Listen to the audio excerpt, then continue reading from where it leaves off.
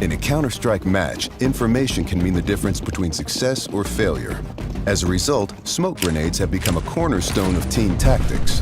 With Counter-Strike 2's new game engine, we've evolved smokes and made them dynamic. Smoke grenades now create volumetric 3D objects that live in the world.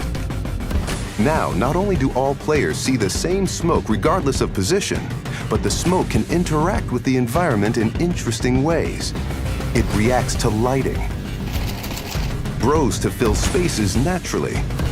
The shape of the smoke cloud can be pushed and carved by bullets and grenades. In Counter-Strike 2, smoke grenades provide even more tactical opportunities.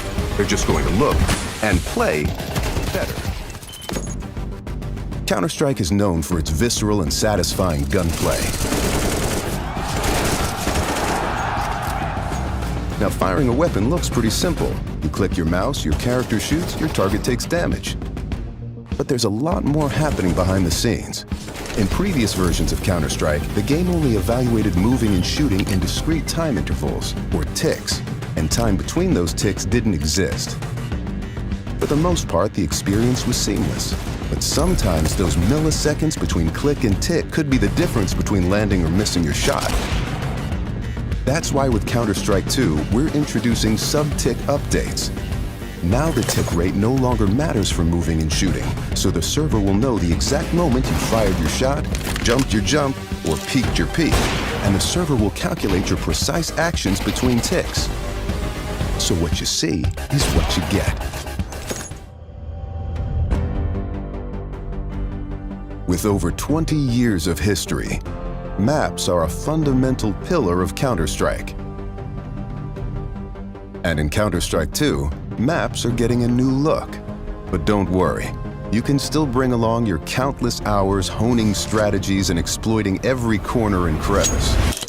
We took 3 approaches to improving maps while retaining their rich legacy.